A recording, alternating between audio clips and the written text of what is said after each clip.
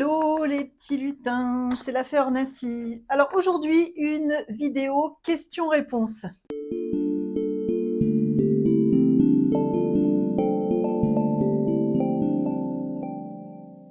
Donc pour ceux qui ne me connaissent pas, je suis Nathalie, je fais des soins énergétiques, je fais également du massage, du drainage lymphatique Vaudère, ce massage destiné à faire circuler la lymphe, vous commencez à la connaître, et du massage facial japonais Kobido pour le rajeunissement du visage, le massage, la tonification de la ride. Et j'ai aussi une gamme de produits bio et naturels que je distribue sur mon site et sous ma marque ornati.fr. Vous avez du bicarbonate, de l'ortie, du rassoul, des eaux florales, des huiles végétales, du savon, du shampoing, des brosses pour le brossage à sec, le e-book de recettes cosmétiques.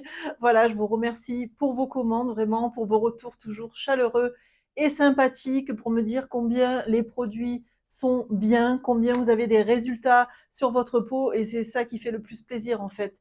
C'est de savoir que je distribue des produits haut de gamme, basiques, mais qui sont très riches, très chargés en principes actifs et que vous pouvez utiliser au quotidien sans vous empoisonner. Donc je vous avais annoncé la fois dernière que j'allais faire, que je voulais faire une vidéo questions-réponses. Donc j'ai eu quelques questions auxquelles je vais m'efforcer de répondre. Alors évidemment, je n'ai pas réponse à tout, hein, j'aimerais bien vous donner toutes les réponses, mais hélas, je n'ai pas les réponses à tout.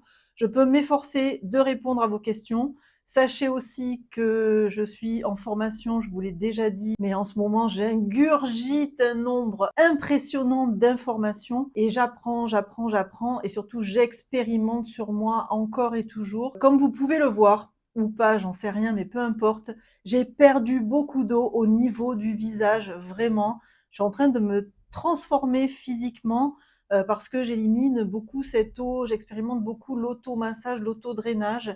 Et tout ça, après, je vais l'enseigner, j'expérimente aussi tout ce qui est complément alimentaire. Voilà, je fais beaucoup d'expériences et beaucoup d'apprentissage vraiment. Donc, au fil du temps, continuez à être là parce que justement, des réponses, je pourrais vous en donner de plus en plus et de plus en plus précises. Mes connaissances vraiment s'affinent, se peaufinent. Mais bon, en attendant, je ne peux pas avoir réponse à tout. Sachez aussi que je ne suis pas médecin et que je ne peux pas vous indiquer des remèdes, des choses comme ça. Non, ça, c'est pas possible. Vous devez faire vos propres expériences, vous adresser à des thérapeutes ou à des médecins. Je ne peux pas prendre la responsabilité de vous indiquer des choses médicales à faire ou des expériences à faire sans que vous demandiez l'avis à votre médecin, comme on dit. Voilà, ça, je suis obligée de vous le dire. Et justement, je vais commencer par une première question. Tu nous as parlé de drainer le foie, des jeûnes, des purges, qu'en est-il? Donc effectivement, moi, depuis 20 ans, enfin depuis toujours d'ailleurs, je suis assez familière avec ces pratiques. J'ai beaucoup expérimenté. J'ai expérimenté vraiment les lavements, le jeûne, les purges, un petit peu moins ces dernières années, et là j'ai repris un petit peu. J'ai fait un long jeûne de 3 semaines en 2012. C'était ma première expérience avec le jeûne, quoi, et j'y suis allée carrément sur 3 semaines. Donc c'était une belle expérience, vraiment. J'ai perdu beaucoup de poids, mais c'est pas du tout ça le but. J'ai perdu beaucoup de poids et ça a été une formidable guérison pour moi de faire ce jeûne. Mais en même temps, avec le recul et après, au fur et à mesure des années, j'ai jeûné de nouveau, plutôt une semaine ou quelques jours, ou après j'ai fait le jeûne intermittent. Je me suis rendu compte que 3 semaines, évidemment, c'était beaucoup trop pour une première expérience de jeûne. Donc ça, je ne le recommande pas. Pour ma part, je ne le referai pas. 3 semaines de jeûne, sauf en cas de maladie grave. Vraiment, si aujourd'hui j'avais une maladie grave, un cancer ou que sais-je, vraiment quelque chose de sérieux, là, je n'hésiterai pas à jeûner. Bien sûr, peut-être sous surveillance ou pas, je n'en sais rien, mais en tout cas, je n'hésiterai pas à jeûner sur une longue période. Aujourd'hui, je pratique le jeûne plutôt sur de courtes périodes. Alors, depuis quelques mois, je fais 24 heures de jeûne par semaine. Ça, maintenant, je m'y tiens.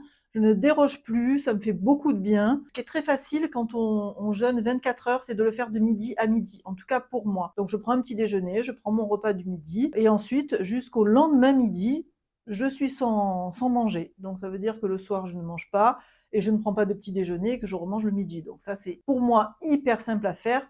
Déjà parce qu'il y a toute la nuit où on n'a pas besoin de s'inquiéter de savoir si on a faim ou pas, on dort, c'est pas un problème.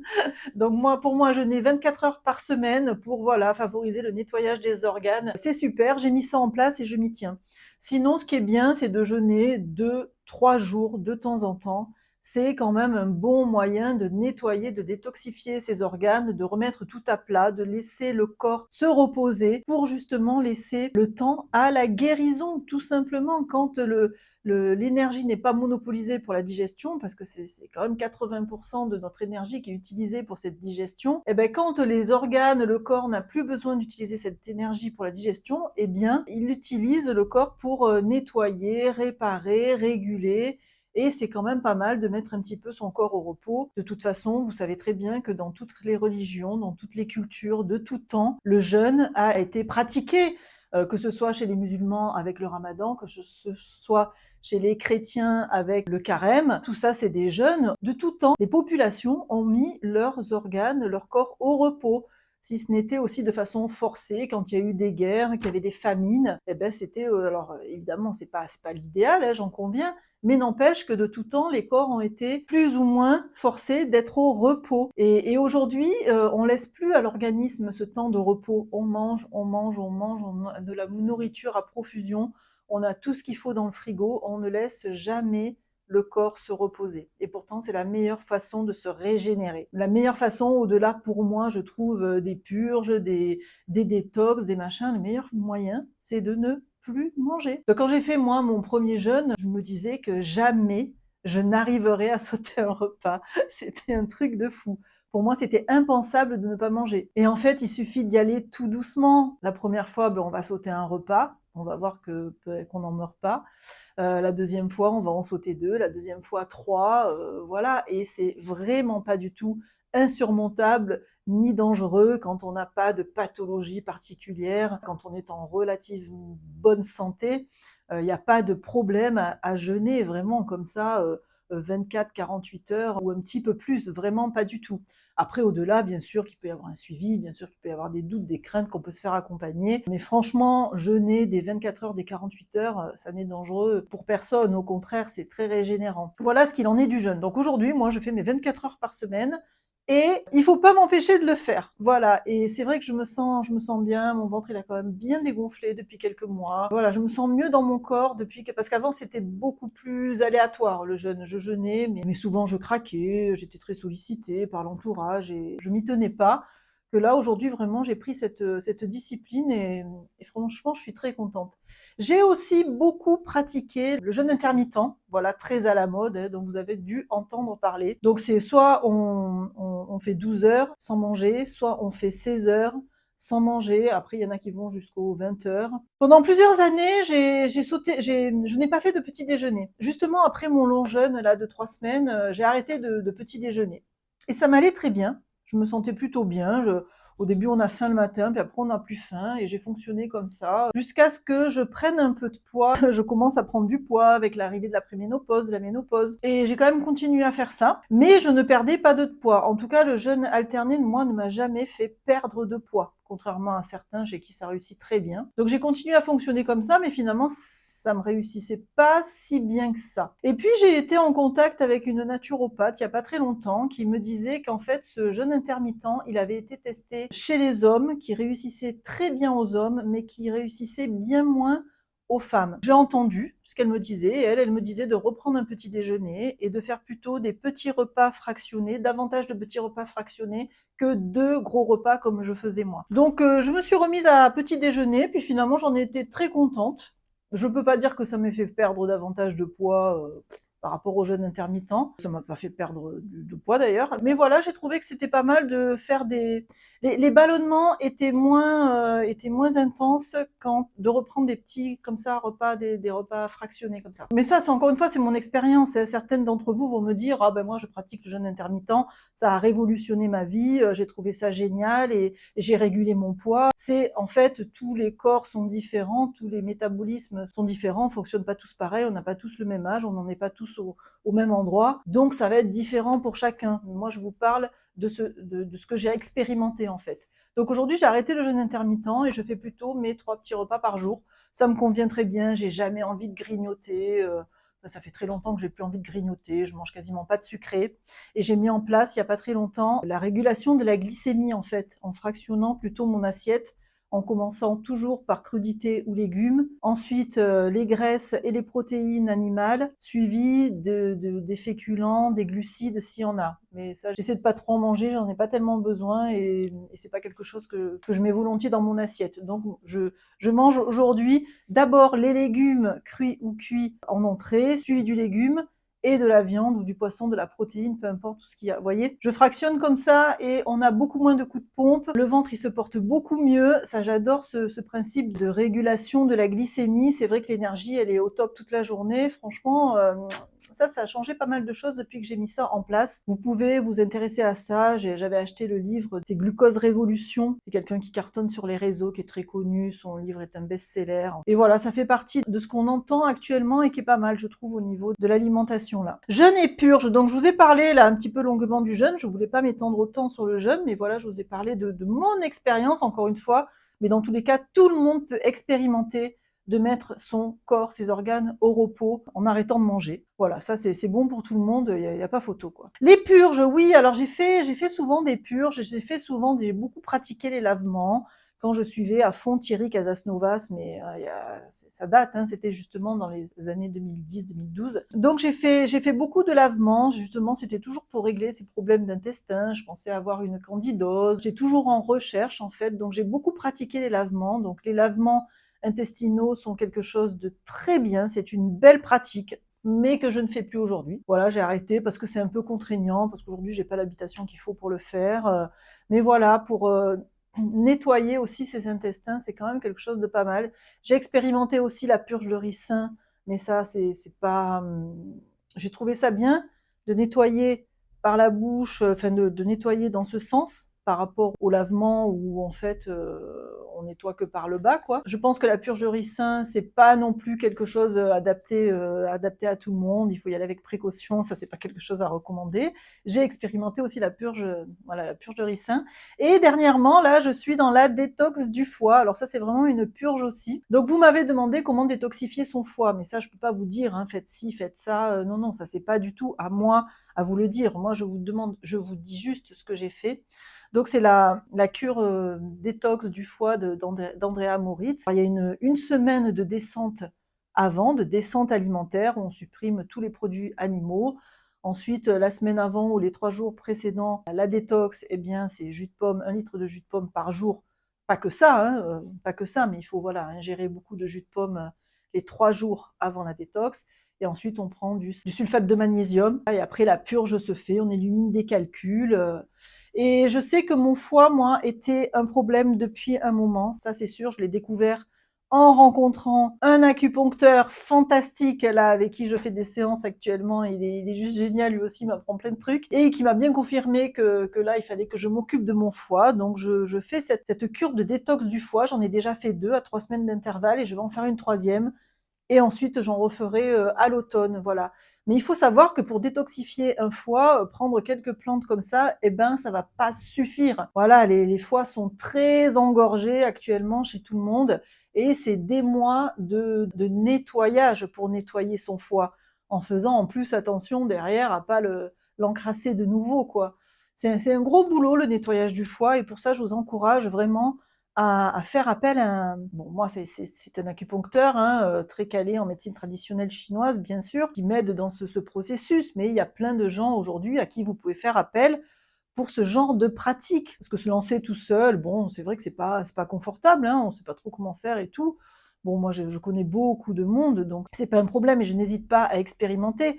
Mais quand on n'a jamais fait, évidemment qu'il faut faire appel à quelqu'un, quoi. Regardez dans votre entourage, demandez à vos guides de vous envoyer quelqu'un qui va vous aider dans votre détox, dans votre nettoyage interne, dans de nouvelles pratiques. Tout le monde peut le faire, vraiment, et je vous encourage à le faire. Voilà, pour ce qui est des jeûnes, des purges, des détox. Mais en tout cas, une belle peau, une belle santé, un bien-être total, ça passe par un nettoyage des organes. Je suis à fond là-dessus. Vous ne pourrez pas faire des choses sur la peau, en externe, si vous ne passez pas par là. Donc moi, c'est ce que je suis en train de faire et à terme, je serai capable de vous proposer des choses bien, enfin des choses intéressantes. Mais là, pour le moment, je peux que vous faire part de mon expérience. Ensuite, on va changer de sujet. Comment entretenir la brosse? Alors, vous savez, ces brosses qui sont sur mon site ou que vous avez chez vous pour le brossage à sec que je prône, pour faire circuler la lymphe, pour détoxifier sa peau, pour éliminer les cellules mortes, mais surtout pour cette lymphe. Eh bien, ces brosses, vous allez les nettoyer de temps en temps en les faisant tremper dans un peu d'eau, additionnée d'une cuillère à soupe de bicarbonate. Donc, vous mettez votre brosse à plat dans l'eau, vous ne faites pas tremper le bois, vous laissez tremper cette brosse pendant un quart d'heure, vous la rincez et vous la faites sécher correctement. C'est comme ça que vous nettoyez vos brosses, j'en sais rien moi, une fois par semaine. Laissez-la tremper tout simplement dans un mélange avec dans de l'eau avec du bicarbonate et ça suffit amplement. Et vous pouvez de la même manière nettoyer vos brosses, vos peignes, tous ces accessoires à la salle de bain, vos accessoires de maquillage, vos pinceaux, tout ça. Vous pouvez les nettoyer de la même manière. On les nettoie dans un peu d'eau de bicarbonate, on les rince bien et on les fait sécher. Le bicarbonate, il va désinfecter, il est vraiment bactéricide, il est nettoyant, il est désodorisant, n'hésitez pas à le faire. Ensuite, j'ai une question sur l'eau, pour filtrer l'eau. Donc effectivement, je suis en train d'en faire l'expérience là, avec encore une fois mes formations. L'eau, c'est la base de la beauté et de la santé. Moi, j'ai augmenté ma consommation hydrique quotidienne ces derniers temps et j'ai pris conscience à quel point l'eau était importante. Donc moi, je ne buvais pas forcément tellement d'eau plate. C'était souvent du thé ou des tisanes, enfin plutôt des tisanes. Et en fait, c'est pas la bonne idée. C'est pas ça qui va nous réhydrater le mieux. Ce qui nous réhydrate, ce qui nous hydrate le mieux, c'est l'eau plate sans rien dedans. Et il n'y a pas 36 solutions. Il faut boire 1,5 litre à 2 litres d'eau par jour pour s'hydrater. Donc après, j'ai eu des questions j'ai eu une question sur le problème de filtration de l'eau. Est-ce que le charbon filtre assez? Ça, je pense que je vais faire une vidéo spéciale sur l'eau, la filtration de l'eau, parce que c'est un vrai sujet. Parce qu'on on s'empoisonne depuis des décennies avec l'eau du robinet. Enfin, moi, ça fait bien longtemps que je sais que c'est complètement suicidaire de boire l'eau du robinet, mais en même temps, aujourd'hui, il n'y a pas de solution miracle pour cette eau. Oui, l'eau du robinet est chargée avec tout ce qu'on veut, des tas de produits chimiques, des résidus de médicaments, de contraceptifs, de tout ce qu'on veut, des pesticides, ça stagne dans les tuyauteries. Catastrophique, l'eau du robinet. Je me souviens à l'époque, quand j'étais sur les salons bio, vraiment il y a 20 ans de ça, il y a une nana qui m'avait dit: «Mais Nathalie, tu sais que c'est complètement suicidaire de boire l'eau du robinet, hein». C'est là que j'avais commencé à m'intéresser à l'eau. Après, il y a beaucoup de personnes qui proposent des systèmes de filtration sur les salons, donc je me suis intéressée au sujet. J'avais fait installer un système de filtration dans une de mes locations, là, dans laquelle j'étais pendant 3 ans. Le système Amilo. Voilà, c'est ces systèmes qui coûtent dans les 1 500–2 000 euros, hein, qui filtrent toute l'eau de la maison. Osmose inversée, vous avez différents filtres. Je trouvais ça très bien. Ensuite, j'ai pas pu garder ce système-là. Après, en étant nomade, là, depuis quelques temps, c'était pas facile. Alors, je mettais le filtre à charbon, là, le Binchotan, là, vous savez, ce filtre à charbon qui vient du Japon, là, je crois, et qui est censé filtrer beaucoup de trucs. J'ai aussi, je mets aussi des perles de céramique là qui sont à base d'organismes vivants. Il y a de l'argile et ces organismes vivants qui sont censés filtrer l'eau. Voilà, les billes de céramique, vous devez connaître ça. Donc je filtre avec le charbon, les billes de céramique. Et puis, apparemment, tout ça, c'est vraiment pas suffisant. Les carafes, ça ne filtre pas assez. Tous ces systèmes de filtration qu'on peut mettre en place avec l'eau du robinet, ça filtre pas assez. Il y a beaucoup trop de produits chimiques, produits catastrophiques dans l'eau et ça nous empoisonne. Donc je me suis remise à boire de l'eau en bouteille, un peu malgré moi parce que le problème des eaux en bouteille, alors déjà cette quantité de plastique qu'on doit jeter au quotidien, ça me dérange mais énormément. Après, comme en perdant de l'eau, je me suis retrouvée avec un peu une peau déshydratée. Celle avec qui je travaille me dit: Nathalie, l'eau du robinet, même filtrée, tu arrêtes ça, tu reprends l'eau en bouteille. Donc je me suis remise à consommer la Monroucou. Donc quand vous consommez de l'eau en bouteille, vous ne pouvez pas consommer n'importe quelle eau en bouteille parce qu'il y a beaucoup de scandales aussi avec les eaux en bouteille. Donc moi j'ai pris la Monroucou, la même que celle qu'on donne aux bébés. Et en fait, il faut que vous choisissiez une eau qui a très peu de résidus secs. Donc elle n'est pas trop minéralisée, mais il faut qu'il reste quand même un peu des minéraux. Donc dans les moins chargés en résidus secs, on a cette fameuse Monroucou. Elle a 29 mg par litre d'eau de résidus secs, ce qui est correct, parce qu'il faudrait qu'il y ait pas plus de 50 mg de résidus secs par litre d'eau quand on consomme une eau en bouteille. Alors ça, vous le trouvez sur l'étiquette. Si vous n'avez pas cette information, c'est que le dosage il est largement dépassé et que cette eau n'est pas idéale à consommer. On a ensuite la rosée de la Reine. Alors la rosée de la Reine, c'est une eau qu'on trouve dans les magasins bio, je crois, et je sais qu'ils nous la distribuaient sur les salons bio quand j'étais sur les salons. Et la Mont Blanc. Mont Blanc, je la connais pas cette eau. Donc voilà, donc pour le moment, je consomme cette eau et je bois entre 1,5 litre et 2 litres par jour. Et j'avoue que ça a beaucoup changé l'état, l'aspect de ma peau. Donc c'est pas satisfaisant, mais actuellement, avec l'eau aujourd'hui, il n'y a aucune solution satisfaisante. On doit composer avec ce qu'on a, mais c'est une pure catastrophe aujourd'hui, l'eau, vraiment. Voilà, donc si on peut pas consommer autre chose que l'eau du robinet, on va consommer l'eau du robinet. Mais voilà, il faut essayer de la filtrer d'une façon, d'une autre. Mais sachez que l'eau nous est indispensable et pourtant aujourd'hui elle nous empoisonne. C'est quand même pas simple. Donc je referai un sujet, une vidéo sur l'eau. Voilà. Mais en tout cas, pour le moment, le sujet de la filtration, ben, il n'est pas satisfaisant. Je voulais m'acheter la fontaine à eau, c'est la Becker, je sais pas comment on dit. Mais les filtres semblent se charger assez rapidement et même si on les change régulièrement, ben, apparemment c'est pas satisfaisant. Donc voilà, là il n'y a pas vraiment de réponse encore une fois satisfaisante avec le sujet de l'eau. Ensuite, on va passer plutôt aux questions qui concernent la peau. Celles-là, elles sont nombreuses, hein, la peau, l'état de la peau, les problèmes de peau. Donc comment enlever une vieille cellulite sur les cuisses? Bah, j'aimerais avoir une réponse toute faite, mais il n'y en a pas. En fait, la cellulite, eh bien, ce sont des toxines. Voilà. Donc, comment déloger toutes ces toxines? Eh ben, déjà, en faisant un grand nettoyage interne, ça c'est certain, ça aide énormément. En évitant la rétention d'eau. Alors ça, c'est beaucoup lié aussi à l'eau qu'on consomme, cette rétention d'eau.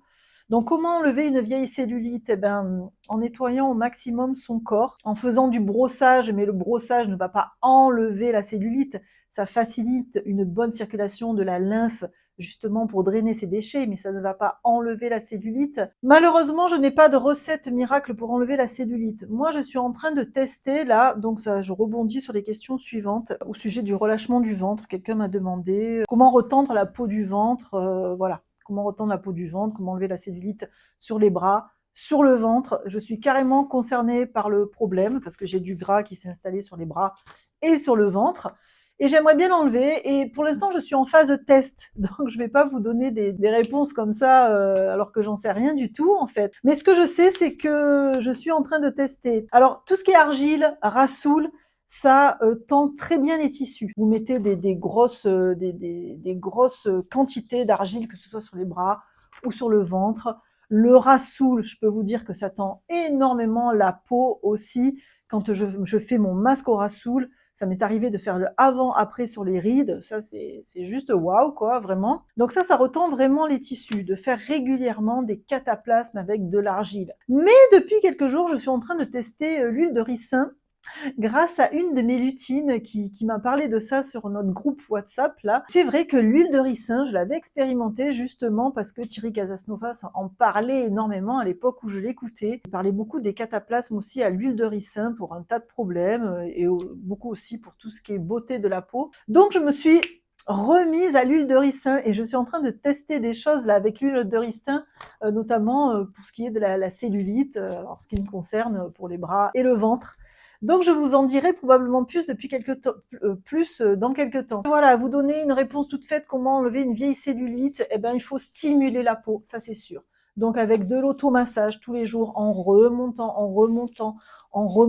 avec des drainages, en stimulant toutes les zones des ganglions lymphatiques. Ça, vous pouvez retrouver ça dans des vidéos que j'ai faites sur le brossage. Stimuler ces zones et vous remontez, vous brossez toujours, voilà, vers ces ganglions. Ça va activer la circulation, activer le nettoyage des déchets et vous pouvez déjà de cette manière lutter contre cette cellulite. Mais après, enlever complètement une cellulite, là tout de suite, moi je n'ai pas la solution, je ne sais pas. Je vous parlerai bientôt de l'huile de ricin et de mes expérimentations.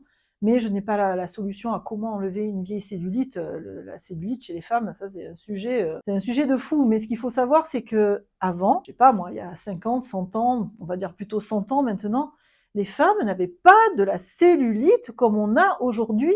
C'est bien qu'on est largement intoxiqué quand même, quand on sait que cette cellulite, eh bien, c'est des toxines en fait. C'est lié à nos empoisonnements, à nos hygiènes de vie, à notre stress. Et c'est contre ça qu'il faut lutter en priorité pour éviter que cette cellulite, elle s'installe. Aussi au fait qu'on ne bouge plus assez. Voilà, il faudrait vraiment marcher tous les jours, faire du sport tous les jours. Avant, les gens s'activaient davantage qu'aujourd'hui, quoi. Aujourd'hui, on est comme ça toute la journée. Enfin, pas moi, mais voilà, on est beaucoup stagnant. C'est le cas de le dire. Du coup, cette lymphe stagne, les déchets s'accumulent et on accumule beaucoup de cellulite. On a été aussi beaucoup empoisonné par l'alimentation moderne, hein. Donc tout ça fait qu'aujourd'hui, on voit beaucoup de cellulite. Et c'est un vrai problème. Mais je n'ai pas la réponse miraculeuse. Je vous parle franchement, hein. Je ne peux pas faire mieux. Mais peut-être que bientôt je l'aurai. En tout cas, moi, je fais des expériences pour vous les transmettre après. Ensuite, l'huile d'abricot apporte-t-elle une peau grasse et des points noirs? Eh ben non, non, non, non, non, non, non, non. Alors ça, le sujet de la peau grasse avec l'huile, des points noirs, des pores dilatés, je vais essayer d'y répondre là. Donc vous savez que moi, mon protocole, c'est nettoyage. Alors maquiller, je ne maquille pas ma peau. Je mets des cosmétiques, mais je ne maquille pas ma peau. Donc je n'ai pas besoin de démaquiller ma peau. Je me démaquille juste les sourcils parce que je mets du mascara. Le démaquillage se fait avec une huile. L'huile d'olive, elle est incroyable. Pour démaquiller, je l'ai dans ma gamme, je vous en parle. Pour démaquiller tous ces produits de maquillage, ces silicones, ces pigments, vous ne pouvez pas le faire autrement qu'avec de l'huile. Donc dans tous les cas, pour vous démaquiller, utilisez une huile. Moi, j'utilise l'huile d'olive, elle est magnifique pour le démaquillage. Vous prenez un coton bio ou un coton à démaquiller que vous mouillez. On utilise toujours l'huile sur un coton mouillé. Vous mettez quelques gouttes et vous allez enlever toutes vos traces de maquillage comme ça avec l'huile. Pour le mascara, hop, on fait comme ça, de bas en haut, on enlève son maquillage sur les yeux. Voilà, bien sûr, à chaque fois, on rince, on recommence, on change de coton. Bon, j'espère que vous n'avez pas des tonnes de maquillage sur le visage, hein, ça je vous le conseille pas. Mais voilà comment on se démaquille à l'huile. Il faut cette huile pour enlever tous ces pigments. Ensuite, pour le nettoyage du visage, moi, c'est savon. C'est savon. Il faut un produit moussant, un savon, une saponification pour nettoyer le visage. Alors nettoyer donc ces résidus de maquillage qu'on a enlevés avec l'huile, nettoyer la poussière, nettoyer tout ce qui a pu encrasser les pores dans la journée. On se savonne le visage, toujours avec des gestes doux, vers le haut, vers l'extérieur, et on rince ensuite son visage délicatement. Et ensuite, vaporisation d'eau florale, qui va ramener la peau à un pH correct, et qui va permettre de recevoir les produits cosmétiques derrière, c'est-à-dire votre huile de massage, votre crème, votre sérum, ou je ne sais pas ce que vous mettez. Mais si, une fois que vous vous êtes très bien nettoyé le visage, que vous avez fait votre vaporisation d'eau florale, vous mettez vos quelques gouttes d'huile, encore une fois, c'est quelques gouttes, on ne parle pas d'une cuillère à café, quoi. Quelques gouttes d'huile sur votre visage, que vous le massez sur un visage propre, avec humidifié avec votre eau florale, votre peau n'est pas grasse du tout. Et c'est un superbe soin de jour, de nuit, comme vous voulez. Si vous n'aimez pas l'aspect huile sur la peau, faites plutôt ça le soir. Si vous n'avez pas de problème, faites-le le matin. Moi, mon huile, c'est matin et soir, après ma vaporisation d'eau florale et après mon nettoyage du visage. Voilà, donc jamais, jamais, jamais votre huile va vous donner une peau grasse, des points noirs. Non, ce qui vous donne des points noirs, c'est un mauvais nettoyage de la peau. Voilà, c'est ça qui donne des points noirs et c'est le maquillage, tous ces silicones, tous ces produits pétrochimiques, ça encrasse la peau, ça va boucher les pores. Si c'est pas bien nettoyé, ça va favoriser la production de points noirs, d'une peau grasse. En aucun cas les huiles végétales bio de très belle qualité, jamais ça va nous favoriser la production de points noirs, d'une peau grasse, encrasser la peau.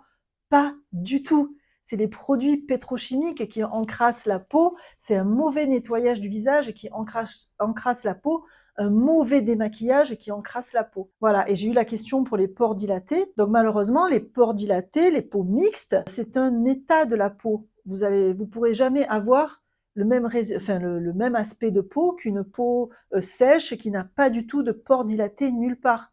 Ça, vous ne pourrez pas avoir ce résultat-là. Donc je vous encourage plutôt à faire des bons nettoyages de peau, mais je vais faire des vidéos spécifiques là-dessus.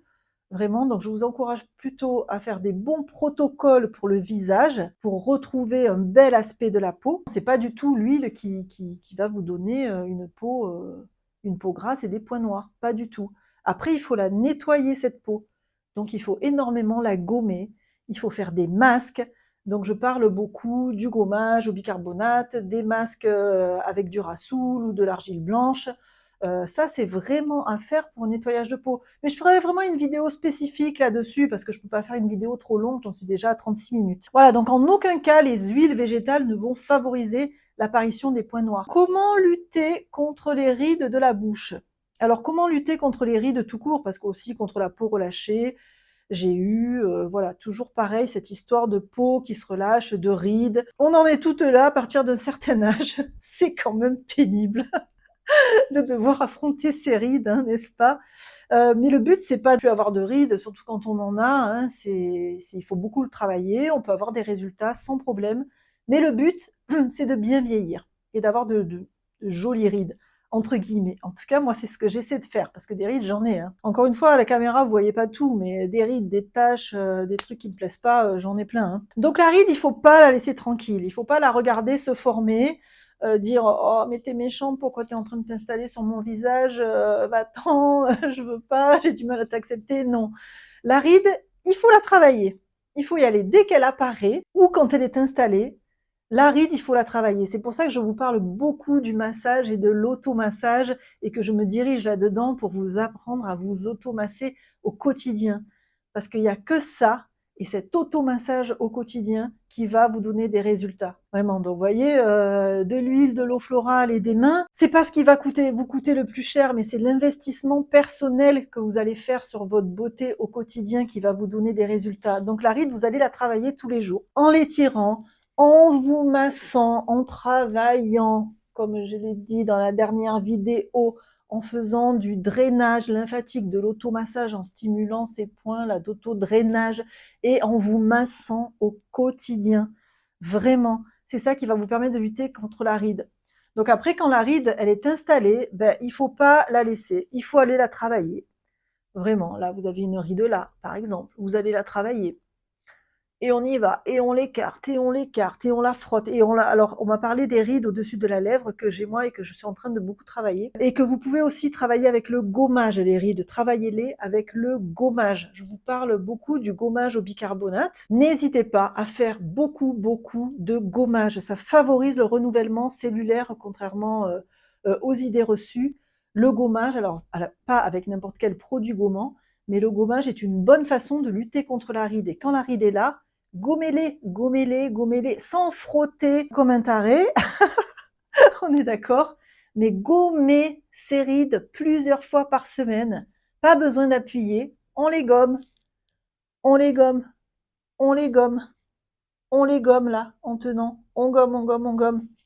Voilà, gommez-les ces rides, partout où vous avez des rides, gommez-les. Et ensuite, massez, massez, massez, massez. Et là, déjà, vous allez voir votre visage se transformer. Mettez le moins de produits de maquillage possible sur votre peau. Vraiment, laissez-la respirer. Ça aussi, on le disait beaucoup avant, laisse respirer ta peau, nanana. Aujourd'hui, il y en a qui surchargent leur peau avec plein de maquillage, mais ça encrasse vraiment la peau, ça étouffe la peau, elle ne respire plus. Donc les pores s'ouvrent, elles produisent plus de sébum, et c'est là qu'on voit apparaître les points noirs, les pores dilatés, vous voyez. Laissez-la respirer, cette peau, et travaillez-la, massez-la, gommez-la. Là, vous allez avoir une bonne régénération cellulaire. Là, vous allez vraiment lutter contre la ride. Donc, n'hésitez pas à gommer et à travailler, travailler, travailler. Donc, en ce moment, je suis en train d'apprendre le gua sha, tous ces outils-là, qui ne sont pas la priorité. La priorité, c'est vos mains. Si vous n'avez que vos mains, vraiment, déjà, ça suffit. Mais hier, j'ai fait un cours avec le gua sha et c'est pas si évident que ça qu'à utiliser, mais c'est un outil très intéressant. Je connais pas trop les autres outils, franchement, moi je les connais pas vraiment, je peux pas tellement vous en parler, je les utilise pas. Moi, c'est vraiment les mains, les mains, les mains, et c'est ce qu'il y a de plus efficace. Mais le gua sha peut être intéressant justement pour la travailler cette ride. Donc quand vous avez votre gua sha et que vous avez votre ride, prenez-la comme ça, et avec le gua sha, travaillez-la aussi comme ça, la ride. Comme vous pouvez le faire avec la main, hein, avec le doigt, pas de problème. Donc voilà, de toute façon, je vais apprendre plein de choses. Je vais vous proposer des choses super. Mais en tout cas, cette ride, ne la laissez pas s'installer. Moi, depuis que j'ai perdu de l'eau dans le visage, eh ben, j'en ai une grosse qui est apparue là, un truc. Et du coup, tous les jours, je la travaille, je bois beaucoup plus. J'ai fait une cure d'huile d'onagre, vraiment en grosse quantité, pour voilà vraiment lutter contre ce relâchement.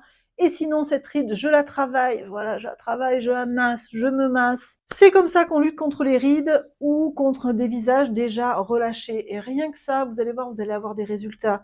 Mes lutines, là, qui ont fait la première formation, me l'ont dit, mon visage il a changé depuis que... Et combien de fois je reçois des messages depuis que j'utilise tes eaux florales et ton huile, ma peau elle a déjà changé. Des fois on se rend pas compte, en changeant quelque chose de très simple, ça peut déjà modifier beaucoup l'aspect du visage. Mais après on peut aller aussi beaucoup plus loin. Hein, on peut pas faire des miracles sans rien faire. Il faut faire des choses pour vous, pour votre entretien, pour vous câliner, pour bien vieillir, ça je l'ai dit et redit et redit. Ah oui, j'avais une question sur la rosacée aussi. Alors la rosacée, le drainage lymphatique est de bien pour la rosacée. C'est vraiment, il faut remettre en circulation ces petits vaisseaux là. Donc vous avez aussi les eaux florales qui aident, mais bon, j'ai pas toutes les réponses pour la rosacée. Toujours est-il que c'est un problème aussi de drainage. Donc n'hésitez pas, j'ai fait des vidéos hein, sur l'autodrainage, n'hésitez pas à faire des drainages vraiment très régulièrement pour les personnes qui ont des problèmes de rosacée. Ça aussi, c'est une fragilité liée à un déséquilibre. Hein. Donc j'espère pouvoir vous donner des réponses bientôt pour la rosacée. Là, je j'ai pas vraiment non plus la solution miracle pour ça. Donc, qu'est-ce qu'on avait d'autre comme question? Ah oui, pour la toilette intime. Ah oui, j'ai deux dernières questions, puis après j'arrêterai là. Donc, la toilette intime, en fait, certains vous diront dans les milieux alternatifs de ne plus se laver. Vraiment, il faut faire attention à pas déséquilibrer cette zone qui est déjà bien souvent déséquilibrée avec des mauvais produits. Donc, c'est souvent les mauvais produits trop agressifs qui vont déséquilibrer toutes ces muqueuses là. Donc faites attention à ce que vous mettez dessus. Les rinçages sont la plupart du temps suffisants. En tout cas, ne savonnez pas plus d'une fois par jour. Moi, je n'utilise que du savon. Tous ces produits, là, ces gels, ces trucs et ces bidules, poubelles, enfin, je ne suis pas pour du tout. J'ai deux savons dans ma gamme, là, saponifié à froid, sur gras, très doux. Je trouve qu'ils vont très bien. Choisissez des savons doux, des savons bio, des savons saponifiés à froid. Moi, c'est ce que je vous recommande de faire pour la toilette intime. Et ne vous savonnez pas à outrance. Des rinçages sont souvent amplement suffisants. Le pH se rééquilibre tout seul. Ensuite, contre-indication au brossage de dents avec le bicarbonate. Ça aussi, j'ai fait des vidéos. Donc, je dirais les contre-indications au brossage de dents avec le bicarbonate, ben, c'est un mauvais bicarbonate et un surdosage de bicarbonate. C'est pour moi les deux contre-indications au brossage de dents au bicarbonate. Sinon, si vous utilisez un super bicarbonate, comme le bicarbonate Ornati, je vous encourage à télécharger le lien en description, là, le lien pour avoir les 5 gages de qualité d'un bon bicarbonate. Si vous utilisez un bicarbonate très fin, très adapté, et que vous en mettez une pincée, vous pouvez vous brosser sans problème. Une pincée, hein, je dis bien une pincée.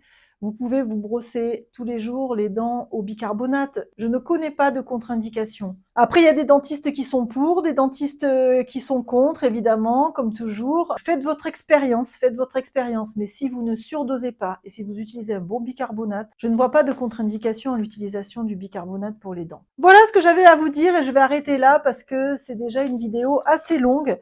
Mais c'est bien, ce question-réponse, ça me donne plein d'idées de sujets, plus tout ce que je reçois par mail ou par message. Ça me donne plein d'idées de sujets et puis je vais continuer des infos, je vais vous en fournir. Ne vous inquiétez pas, j'ai plein de belles choses à vous transmettre. à l'avenir. Voilà, écoutez, j'espère que cette vidéo vous aura plu. Je suis désolée, j'ai pas donné de recette miracle, hein, parce que ça n'existe pas. La recette miracle, c'est de l'investissement sur soi, surtout, de l'amour de soi, de la conscience de ça. C'est ça qui va vous aider, qui va nous aider et qui va résoudre beaucoup de problèmes. Voilà, après quelques connaissances, et franchement, vous faites déjà un grand pas.